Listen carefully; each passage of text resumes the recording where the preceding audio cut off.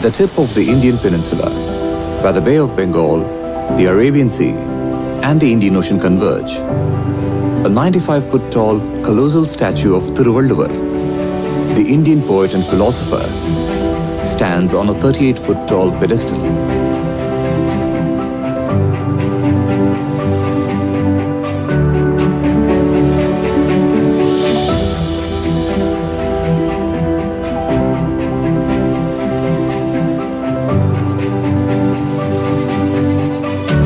It is alongside the Vivekananda Rock Memorial.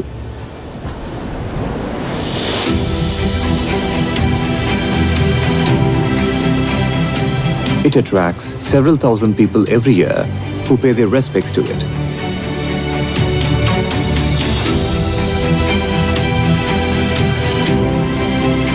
There are several other statues of him in many parts of the world.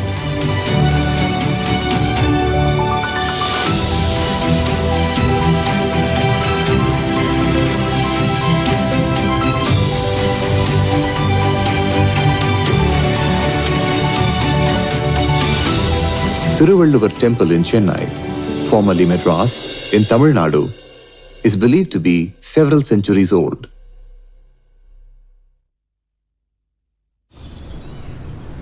Valluvar Kotam, which means Valluvar Memorial, is an important landmark in Chennai.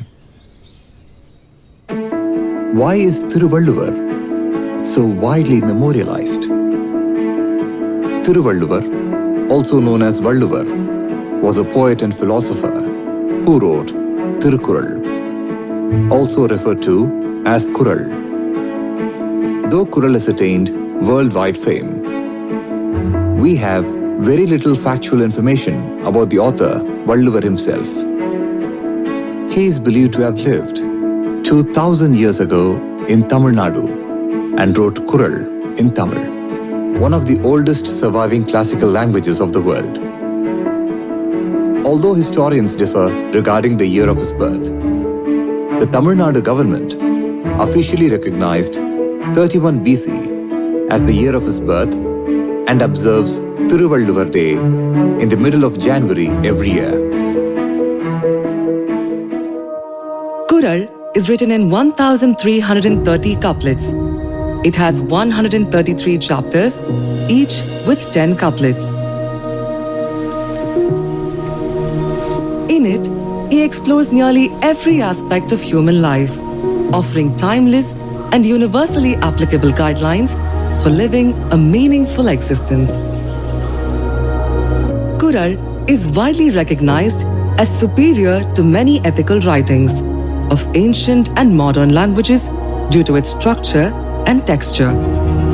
Kural, in its most part, reached the European world first in 1730 through a Latin translation by an Italian Jesuit priest, Constantius Joseph Beschi, also known as a Tamil savant by the name of Veerama Munivar. Another great lover of Kural, Francis White Ellis, an Englishman and a collector of Madras during the British rule of India, translated some Kural couplets into English in 1812.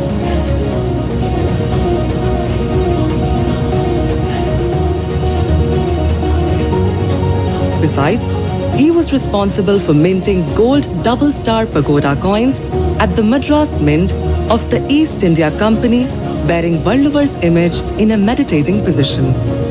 Ellis also dug wells in Madras, the inspiration for which again came from a Kural verse. Rain, springs, flowing rivers, and forts are a country's vital limbs.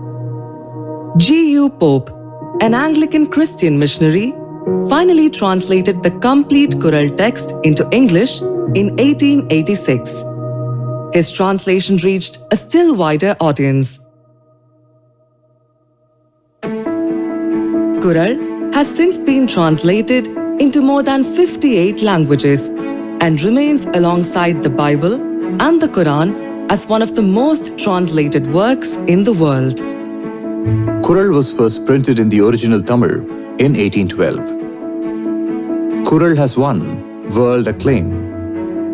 In the words of the renowned Czech scholar Kamil Zvelipil, Kural is a contribution of the Tamil creative genius to the world's cultural treasure and should be familiar to the whole world and admired and beloved by all in the same way as the poems of Homer, the plays of Shakespeare, the pictures of Rembrandt, the cathedrals of France, and sculpture of Greece. Valluvar's Kural is divided into three parts: virtue, wealth, and love. Originally, the Tamil society considered virtue, wealth, and love as the three main goals of life. Over time, salvation was added as another important goal. Valluvar believes that when our desires are eliminated, soul is liberated from the cycle of birth, death, and rebirth and attains salvation. Salvation is eternal bliss. But he sees salvation as a choice rather than a universal goal for everyone. His primary concern is living a virtuous life. In the first part of Kural, which is called Virtue, Valluvar addresses both virtue and salvation. Virtue has 38 chapters. It exemplifies his concept of moral excellence through honesty, integrity, non-violence, fairness, and compassion. Those who are compassionate protect all living beings. They are free from sins. Valluvar believes that love is inherent in human nature.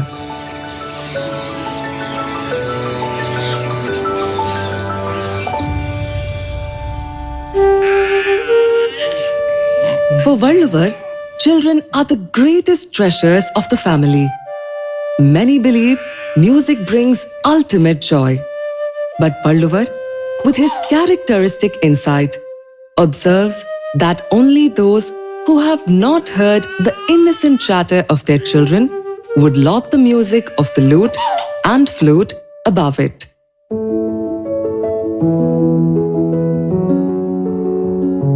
Valluvar considers love and virtue as essential to family life, which is the ideal way of living.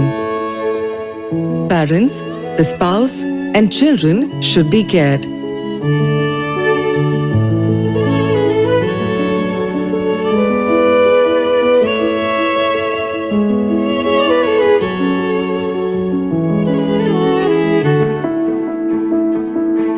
Besides, the needy and the destitute should also be helped by the family.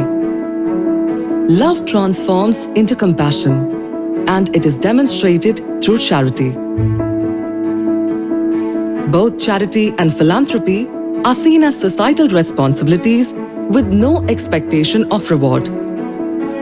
Rather than postponing charitable deeds to later years of life, philanthropists should act quickly since the end of life may come at any time.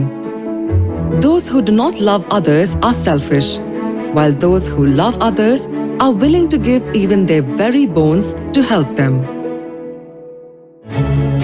Renowned Russian writer Leo Tolstoy quoted Kural concepts while advocating non-violence.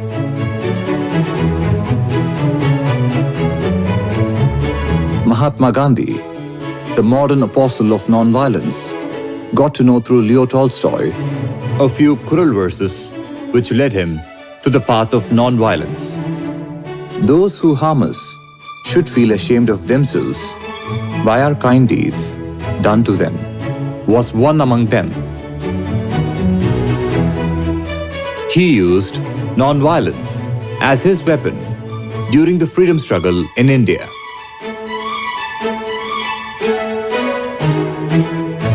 He wanted to learn Tamil to read Kural in its original. Martin Luther King Jr. was in turn influenced by Gandhi's method of non-violence to fight for civil rights in the United States. Nelson Mandela applied it in his fight against apartheid in South Africa. Kural has a global influence. Kural is stored in a nuclear-proof tungsten chamber in the Kremlin as one of the books with an everlasting value. The second part of the Kural focuses on wealth. It has 70 chapters. Valluvar highlights that wealth can only be made through an organized system. Wealth is crucial for both individuals and the state. An individual's expense should never exceed their income. Valluvar warns against entering into ventures without weighing the options of investment, expenditure, and returns. In hopes of uncertain profits, they should not risk their capital.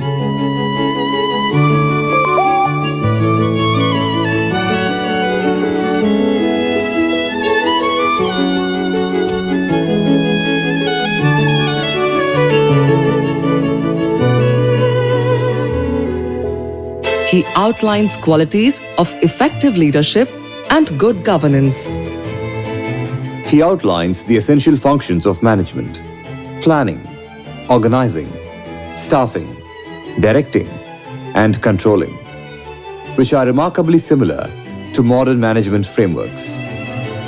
Valluvar's perspective on leadership closely aligns with qualities associated with modern management executives. Many of the qualities of a ruler are also applicable to all individuals. Valluvar emphasizes the importance of reading and association with the wise. The leader should assess the talents of the employees. Employees should be entrusted with responsibilities and have the authority to carry out their duties without micromanagement. They should be rewarded according to their achievements. In terms of human resources development, Valluvar's approach mirrors that of today's management experts. He advocates that only after a comprehensive evaluation, individuals should be assigned their roles. He warns that hiring without testing or failing to trust employees after completion of testing will lead to ongoing challenges.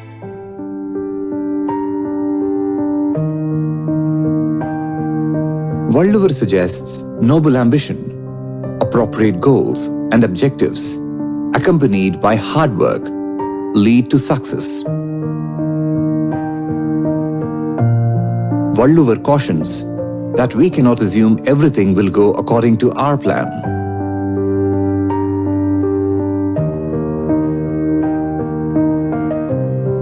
The best way to overcome adversities is to laugh at them.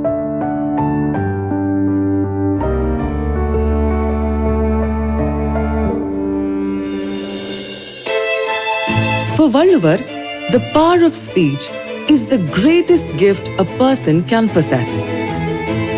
He focuses on public speaking. The first step in public speaking is to give up stage fright.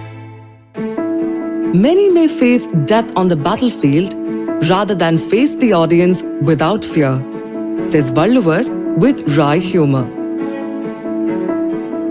Valluvar offers several guidelines for effective public speaking, stressing the importance of a deep understanding of the topic and the requirements of the audience. The speech should be brief and impactful. His views on public speaking align closely with the Greek philosopher Aristotle's model. They include 5 essential components: speaker, the message, audience, occasion, and effect. Interestingly, Valluvar's approach bears a striking resemblance to the principles of Dale Carnegie on public speaking. Valluvar elaborates on the subject of friendship. The value of friendship, the danger of bad friendship, and the benefits associated with great individuals are taught by Valluvar with philosophical and practical insight.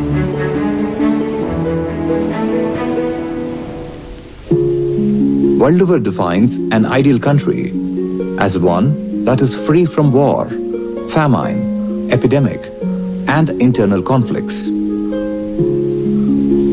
Soil and water form natural wealth. Farming is the greatest of all professions, since it provides food and satisfies hunger. Valluvar gives all the vital guidelines on manuring, plowing, drying, weeding, and watering in just a couple of couplets.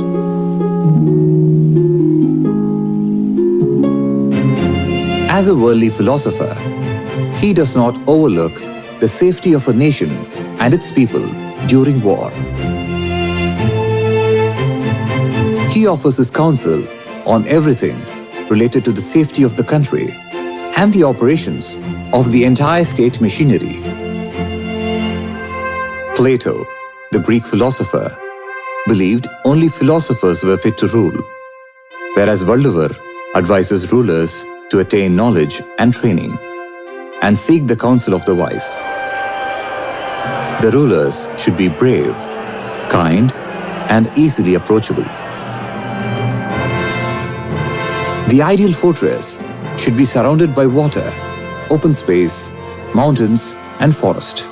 Fort gives protection. Also, attacks can be launched from it. The inmates of the fort are ensured of enough provisions. The king with his army, citizens, wealth, ministers, and wise counsel becomes a lion among kings. The minister decides on the ways of the execution and boldly advises the king. The king should not honor the spy in public and expose his work. The envoy must convey the message of the king in clear terms. King's army is incomplete without a valiant general. A brave, organized, and successful army is the foremost asset of the king. Valluvar's ideas are not meant to conquer another country, but to defend a country from being conquered by its enemies.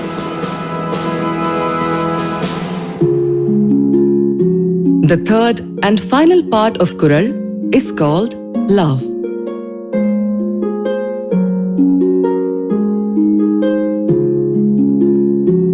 It has 25 chapters.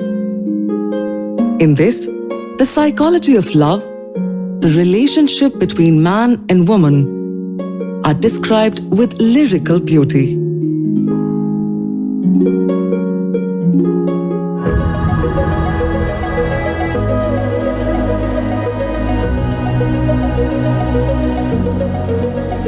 Lovers meet accidentally and fall in love instantly.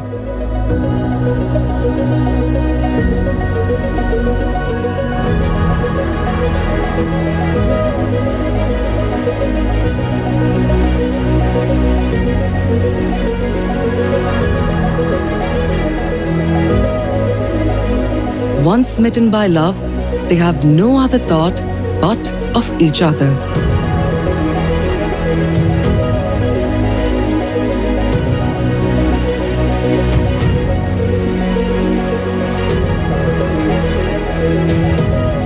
Is she an angel?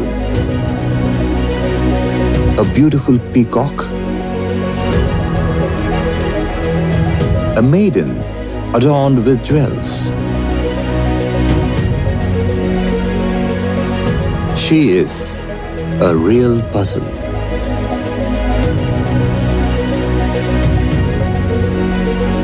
Stars quiver. They cannot distinguish between my lover's face and the moon. Unlike the moon, my lover's face has no dark spots. Oh, pupil of my eye, go away. The image of my lover should occupy that place.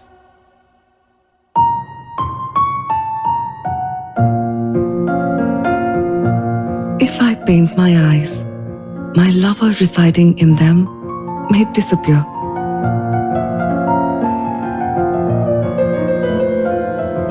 My lover dwells in my heart. He may get hurt if I eat hot food.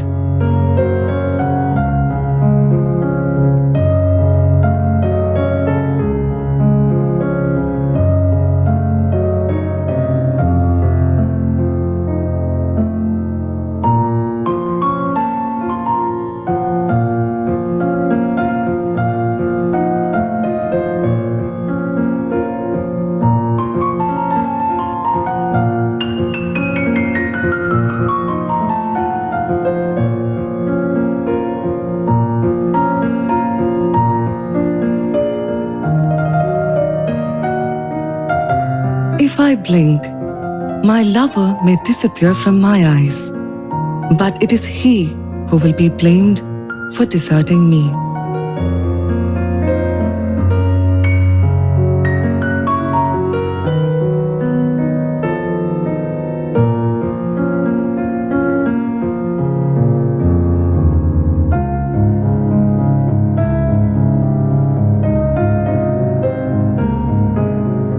The woman's friend plays an active role in their love life. She arranges their meeting. Her advice kindles the love between the lovers.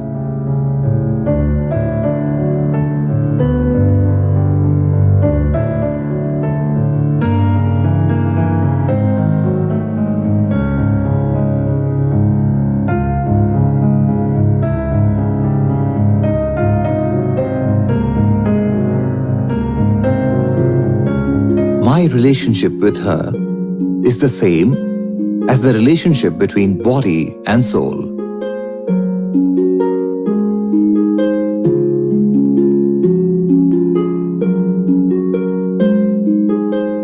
Unfair gossip about my flower-eyed lover went public, but it helped me to get her as a gift.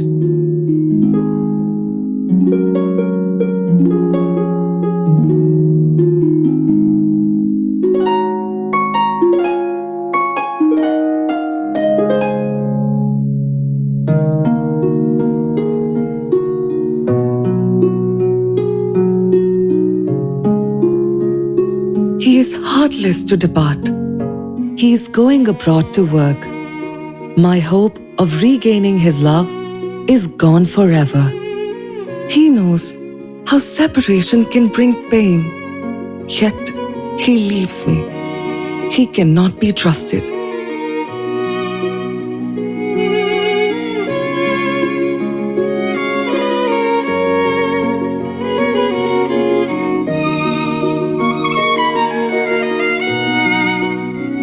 Separation is like a bud in the morning.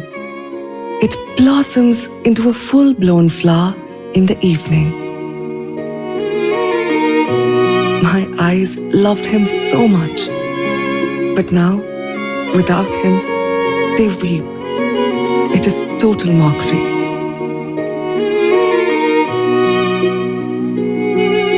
My husband has departed. Pallor has come upon my skin. Bangles hang loose on my wrist since he is not by my side.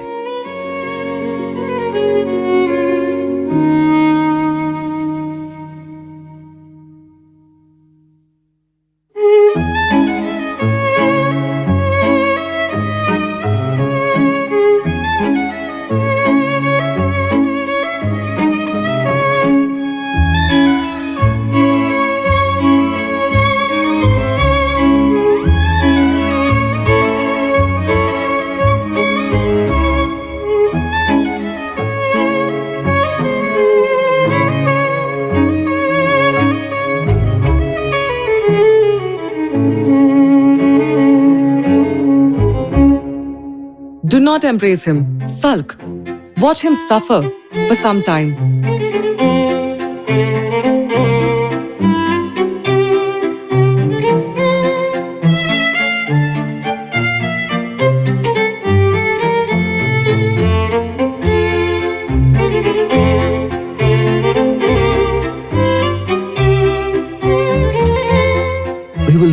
separated in this life. Will we then be separated in the next life? I think of you. Why did you not think of me earlier?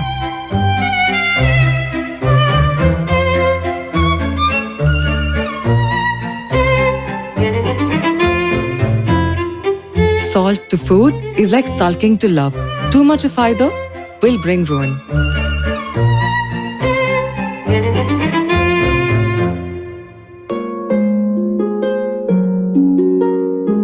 Sulking, reconciliation, and love-making are the rewards of love. Kural's depiction of love differs fundamentally from Vatsyayana's Kama Sutra, written in Sanskrit in the 3rd century CE. Kama Sutra is a manual of sensuous pleasures, while Kural is an ode to deeper emotions and virtuous relationships between man and woman. Valluvar's metaphors are evocative and they bring vividness to abstract ideas. Even the soft peacock plumes, if loaded in huge quantities, can break the axle of a cart. Likewise, the mindless excesses will bring ruin.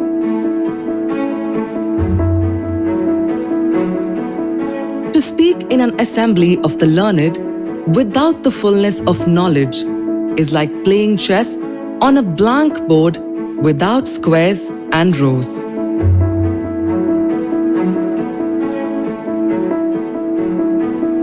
The transient nature of the appearance and disappearance of wealth is compared to the crowd gathering during the show and dispersing later.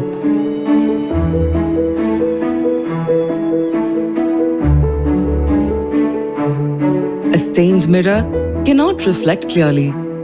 Similarly, a mind clouded by faults cannot express love. Impurities can be removed only through conscious effort. The famous Tamil poet Avvaiyar, deeply impressed by Valluvar's ability to convey profound ideas succinctly, praised Kural by saying, "Each couplet is an atom pierced and 7 oceans released into it." The Kural is revolutionary in several ways. During and before Valluvar's time, societies such as those in Greece, Rome, China, Egypt, and India were deeply entrenched in social inequalities. Even today, inequalities based on race, color, gender, sexual orientation, religion, and other factors persist in many parts of the world. In this context, Valluvar's declaration that all humans are born equal, with differences arising only from the qualities of their actions, was a revolutionary idea.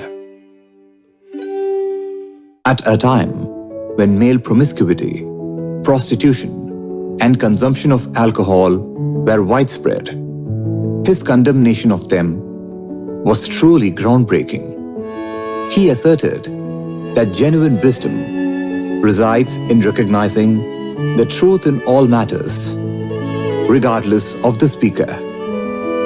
Despite some similarities to the sacred texts of the East and the West, Valluvar's work is uniquely secular and rational. His focus on human endeavor over divine intervention marks him as an exemplary thinker.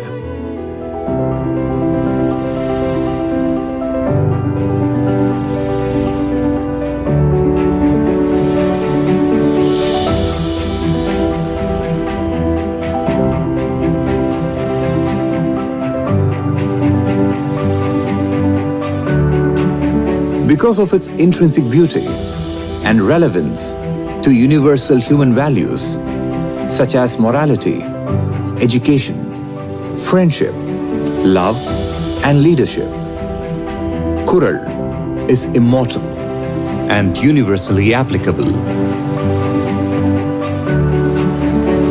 By embracing the teachings of Valluvar, the world can transform into a haven of peace and prosperity, and all will dwell in harmony and joy.